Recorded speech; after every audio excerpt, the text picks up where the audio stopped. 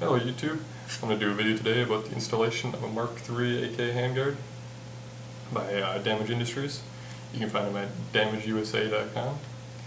First impressions, this rail system is definitely well engineered. The gas tube this replaces your gas tube, by the way. Ridiculously beefy, even so that they could have slimmed it down and save some of the weight that this adds. Not too much more, but weight is weight.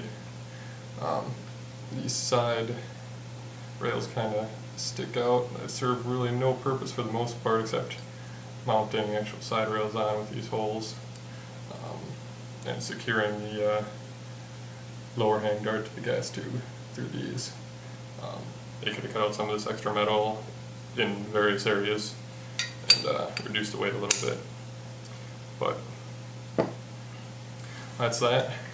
Install it, clear the weapon, take off the top cover. Let's get this. Recoil spring, bolt carrier and bolt. All AKs have a locking lever here or here to take off the gas tube. Just simply release the locking lever and maneuver until the gas tube comes out. Lower handguard's different for each one as well. Well, not for each one, but for a couple of different variants. Locking lever right here to release the collar. Slide the collar up. Pull out the lower handguard. Simple as that. Now to install this, it's almost as simple. Take your lower, put it in the same way the other lower fits.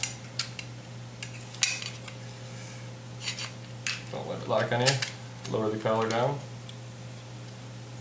Lock that in place. Now this will wobble. That's normal at this point of the procedure. Don't freak out. Installing the gas tube, same way as before.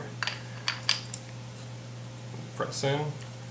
Now, you might run into this, you might not. I had to file actually a pretty good portion of the gas tube off there, right at the bottom part. The marks on the top here are just from the little locking mechanism inside there. But I couldn't even put the gas tube onto the gas port like that. And there's absolutely no hope of doing that. So once you got that in place, if you do have to file, like I said, rail right there is the top. I had to file right down here and go slow, use a fine file, take off a little bit of time and check. Don't get carried away because it could be out $159 if you take off too much metal. I'm not sure what the return policy would be on that, but it's definitely user error. Now we have the gas tube on and the lower handguard. Still wobbles, but you can see 1, 2, 3, 4 slots of these screws that come with the kit go. Insert a screw into there, take the Allen wrench they give you. At this point, you would apply Loctite to these screws. They did not give me Loctite with the kit. I don't know if that was a fluke or what, but honestly I think that's pretty poor. I mean, it's not really all parts included to assemble because those will walk out on you. Kind of like getting a something without batteries. I guess it's to be expected, but and most of us have those little tubes of Loctite lying around. For this, I would definitely use the blue Loctite, the non-permanent stuff, because I'm sure at some point you want to take off the gas tube or maybe clean down under the lower handguard. So you put these 4 screws in, hand tighten. Don't get ridiculous on them. I mean, you're just dealing with aluminum. But there we go. Nice see the lower handguard isn't moving. Now another mechanism they've added here, right here on the lower handguard, one on each side, there's a little locking nut kind of, right here. And what you do, that's meant to hold the lower handguard tight to the trunnion. Now, only turn them like half or a quarter turn each time. You don't want one side pushing out. But get it nice and finger tight on there.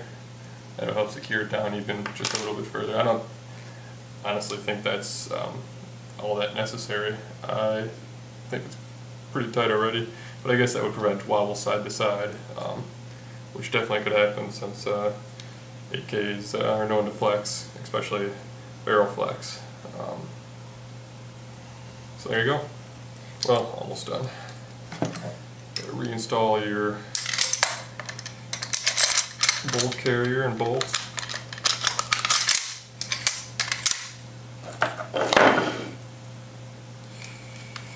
Recoil spring and top cover. There you go. Your AK is now modified with some abrasive bumpy nubs. And I think once I Loctite this down there, this will be a very nice nice rail system. You can, doesn't block the irons at all, of course. Definitely won't co-witness. I couldn't imagine any optic would co-witness with, you see how high that rail runs. But that's really not a big deal. Get a quick detach thing, take it off, or get a really beefy optic, and then you will probably never have to.